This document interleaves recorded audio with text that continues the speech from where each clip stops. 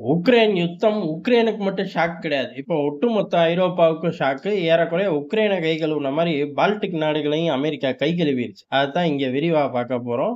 அமெரிக்காவ பொறுத்தவரையும் எங்கிட்டோ ஒரு பக்கம் பிஸியா இருந்தா போதும். இந்த தியரிய அவனுங்க வலுவா வச்சுக்குவாங்கலாட்டுக்கு. இப்ப அப்படியே வண்டிய திருப்பி வெனிசுலா பக்கம் ஓட்டுறனால, இந்த பக்கம் பெரிய அளவுல கவனம் செலுத்துறதில்ல. இந்த கவனம் அப்படிங்கிறது டே டு டே ஆக்டிவிட்டி மட்டும் தான். மத்தபடி இந்த போக்குவரத்து போக்குவரத்தெல்லாம் நிறுத்துறது, நைட்டோட நைட்டா தூக்கிட்டு ஓடுறது, இத பூரா பைடன், ட்ரம்ப் இன்னும் பல அதிபர்கள் எல்லா பேரும் ஒரே குட்டையில ஊறுன மட்டைக தான். காரணம் அங்க 2டே கட்சி தான். அதனால ஏறக்குறைய இவர்கள் முடிவு பூரா ஒத்து வருது. அவனுங்க முடிவு பூரா ஒத்து வர்றது இருக்கட்டும். "நீ என்ன நீ பாட்டு வர, நீ பாட்டு போற, ஒரு பங்க்சுவாலிட்டியே இல்லையே!" அப்படின்னு நம்ம ஆட்கள்லாம் கேட்கிறீங்கன்னு நெறைய பேர் திட்டுறீங்க. இனி ரெகுலரா வரும். அதுலயும் ஒருத்தரு, "என்ன பொழுது சாய்ஞ்ச அப்புறம் தான் ஆஃபீஸ்க்கு வருவியா? விடிஞ்ச உடனே வரமாட்டியா?" அப்படின்னு கேட்கிறாரு. அப்படிதான் வந்துகிட்டு இருந்தோம். மீண்டும் அதே நிலைமை திரும்பும். இன்னையில இருந்தே பிளான் போட்டது. ஆனா இப்பயுமே லேட்டு தான். திங்கள்ல இருந்து பிச்சுக்கிட்டு வரும். எப்ப இருந்து? காலையில இருந்தே வரும். சத்தியம் பண்ணல.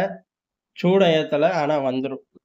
புதுசா பார்க்கிறவங்க, "என்னடா இவன் பாட்டு வந்துருங்கிறான். என்னடா வரும்?" அப்படின்னு குழம்பப் போறார்கள்.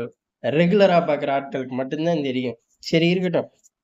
பால்டிக் நாடுகளோட ஃபண்ட ஃப்ரீஸ் பண்றாய்ங்க. எந்த அளவுக்கு அப்புட்ன்னா, ரஷ்யாவ எதிர்த்து போராட அப்படின்னு பலகட்ட பணங்கள உள்ளுக்குள்ள பம்ப் பண்ணிக்கிட்டு இருக்காய்ங்க. டாலர பம்ப் பண்றது தானே இவனுங்களுக்கு வேலையே. ஊரு பூரா பெட்ரோல தூக்கிட்டு போயிறது. அதுக்கப்புறம் அத டாலரா மாத்தி ஊர் பூரா பம்ப் பண்ணி, நம்மளையே அண்ணன் அமெரிக்கான்னு பேச வச்சுர்றது. உச்சகட்ட கோவம் வந்தா தான் சகுனி, சைக்கோன்னு உண்மைய பேச வேண்டியதா இருக்கு. இல்லாட்டி அண்ணேன், நொண்ணேன்னு பேச வேண்டியதா இருக்கு. இது நமக்கு மட்டும் கிடையாது. ஒட்டுமொத்த உலகத்துக்கும்.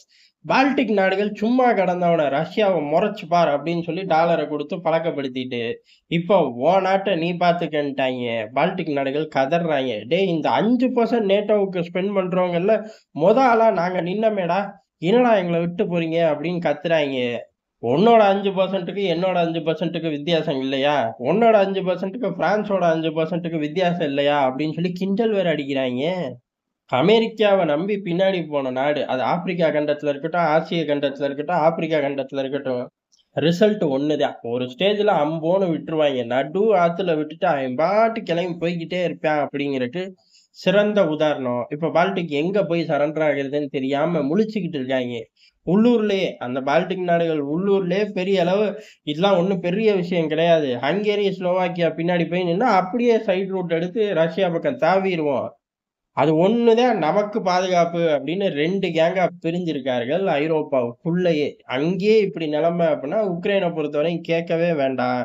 உக்ரைன் ஒரு பக்கம் தீவிரமான யுத்தத்துல இருக்கு. அந்த யுத்தத்துல இருக்கிற காரணம் என்ன? அன்னை அமெரிக்காவோட ஆயுதம். இன்னொரு காரணம் ராணுவ வீரர்கள். ஆனா ராணுவ வீரர்கள் தப்பிச்சு எகிறி குதிச்சு ஓடுறது எப்ப இருந்து நடக்குது? அது கொள்ள காலமா நடக்குதேடாங்கிற மாரி தான் இருக்கும். அதுக்கு இப்ப எந்த ஸ்பாட்ல இருந்து ஒரு அடி கேப்டன் ஃபார்வர்ட் அப்படின்னு சொல்லி இவன் ரிவர்ஸ் பண்ணாலும் சரி, 10 வருஷம் ஜெயில் தண்டனை அப்படிங்கிற சட்டத்த போட்டார். அதே மாரி வீட்ல படுத்து தூங்கிட்டு இருக்கேனா, வா அப்படின்னா வந்துரணும். இல்லாட்டி 10 வருஷம் ஜெயில் தண்டனை அப்படின்னு சொல்லி சட்டங்கள கடுமையா போட்டுக்கிட்டே இருக்காரு. இதுக்கு எதிரா பெரிய அளவு தலைநகர் கிவ்ல போராட்டம் வெடிச்சிருச்சு. இந்த போராட்டத்த கிளைக்கிறதுக்காக சைரன்லாம் அடிச்சிருக்காய்ங்க. எது ரஷ்யால இருந்து ஏவுகணை வருது, தப்பிச்சு பொழச்சு ஓடிக்க அப்படின்னு சொல்லி சைரன் எல்லாம் தட்டி விட்டுருக்காய்ங்க. ஆனா அந்த கூட்டத்துல ரஷ்ய ஆட்கள் இல்லாமையா இருப்பாய்ங்க. அதெல்லாம் ஒண்ணும் வராது போ அப்படிங்கிற மாரி நின்னு போராட ஆரம்பிச்சுட்டாய்ங்க. சைரன் ஒலிச்சு ஒலிச்சு ஓஞ்சது தான் மிச்சம். ஒரு மிசைலும் அந்த சைடு வரல. இந்த மாரி ஒரு பியூட்டிஃபுல்லான தருணங்கள்ல மிசைல விட அவனுங்களுக்கு என்ன உன்னைய மாரி ஆஃப்ஷோர் அக்கவுண்டா நெறஞ்சு வழியுது. ஆன்ஷோரே நெறஞ்சு வழியுது. அப்புறம் என்ன? அதனால அந்த வேலைக்கு வாய்ப்பில்ல. ஆனா அந்த போராட்டத்த கிளைக்க செலன்ஸ்கி எப்புட்லாம் முயற்சி பண்றாரு. இதெல்லாம் நாடுன்னு ஒண்ணு இருக்கணும். இப்ப அங்க நாடே கிடையாது. சாம்பல் மேடு தான் இருக்கு. இருக்கிற கொஞ்சம் பேரு தப்பிச்சு போயிட்டான். மீதி கொஞ்சம் பேர ராணுவத்துக்கு வான்னு உசுர எடுத்துக்கிட்டு இருக்காரு செலன்ஸ்கி. அதோட விளைவு அங்க பெரிய அளவு ரோட்லயே நிக்க ஆரம்பிக்கிறார்கள். இது பத்தாது அப்படின்னு ரஷ்ய அதிபர் இப்போ ஜெலன்ஸ்கியோட உட்கார்ந்து பேசலாம் தயார். ஆனா அவர் பிரதமரா இருக்காரா? அது எப்படி இருக்காரு? அதிபரா இருக்காரா? எப்படி இருக்காரு? அவர் முதல்ல உக்ரைனோட ஏதோ ஒரு பொசிஷன் உக்ரைனை கைக்குள்ள வச்சிருக்காரு. எப்படி இருக்காருன்னு தயவு செஞ்சு சொல்லுங்க. காரணம் இருந்தால் ராணுவ சட்டத்துல தான் இருக்கான். அவன் போடுற கையெழுத்து செல்லுபடி ஆகாதுமா, ஆகாதுடா அப்படின்னு அவரே அறிவிச்சிட்டாரு. அதனால ஜெலன்ஸ்கிய தூக்கிட்டு இன்னொரு ஆளை கொண்டு வந்து கையெழுத்து போடுற மூட்ல ரஷ்யா இருக்கு. அமெரிக்கா ஒத்து வராமையா போயிரும். அமெரிக்கா எல்லாத்துக்கும் ஒத்து வராய்ங்க. பால்டிக் நாடுகள் ஃபண்டையே ஏன் கட் பண்றாய்ங்க? உக்ரைனுக்கு ஆயுதங்கள் குடுக்குற அப்படின்னு சொல்லிறக்கூடாதுங்கிறதுக்கு தான் இந்த பக்கம் கோல் அடிக்கிறாய்ங்க. இதையே யூஸ் பண்ணி ஜெலன்ஸ்கியையும் தூக்கிருவோம் அப்படிங்கிற மனநிலையில ரஷ்யா வந்துருச்சு. எந்த நேரமும் ஜெலன்ஸ்கி வந்து கையெழுத்து போட்டு ஓடிப்போக வாய்ப்பு இருக்கு. இல்ல ஜெலன்ஸ்கிய தூக்கிட்டு கையெழுத்து போடவும் வாய்ப்பு இருக்கு. ஆனா ரஷ்யாவோட மூடு, ரஷ்யாவோட டெலகிராம் சேனல்கள் எல்லாம் எத நோக்கி போறார்கள் அப்படின்னா, யுத்தத்தோட பல காலங்கள் ரஷ்யாவுக்கு பெரிய ஒரு இழப்போட தான் போய்க்கிட்டு இருந்துச்சு. அது உயிர் சேதமா இருக்கட்டும், பொருள் சேதமாகட்டும். ஆனா இப்ப அப்படி கிடையாது. ரொம்ப ஸ்மூத்தா டிராவல் பண்றார்கள். இழப்புகளே இல்ல. பல நாட்கள் இழப்புகளே இல்லாமயே பயணிச்சுக்கிட்டு இருக்கார்கள். அதனால அடுத்தடுத்த ஜோன நோக்கி முன்னேறலாம். ஒண்ணும் பிரச்சனை இல்லை அப்படிங்கிற ரேஞ்சுல இப்ப ரஷ்யா யோசிக்க ஆரம்பிச்சிருச்சு.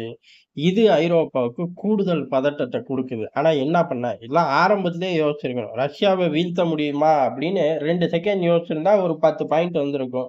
இந்த பக்கம் 10 பாயிண்ட் வீழ்த்த முடியும். இந்த பக்கம் 10 பாயிண்ட் வீழ்த்த முடியாது. இன்னைக்கு சூழ்நிலை என்ன? எல்லாத்தையும் கால்குலேட் பண்ணி போறது தான் நல்ல பிள்ளைக்கு அழகு. ஆனா இவர்கள் ஒரே எதிர்ப்பு. அதே சமயம் நம்ம நேரடியா இறங்கலைங்கிற தைரியம். எப்படி பார்த்தாலும் பலியாகிறது உக்ரைன் தானே! அப்படிங்கிற அந்த ஒரு 2 குருட்டு விஷயத்த தூக்கிட்டு போய் தான் இன்னைக்கு இருட்டுக்குள்ள ஐரோப்பா நிக்குதுங்கிறது எதார்த்தமான உண்ம.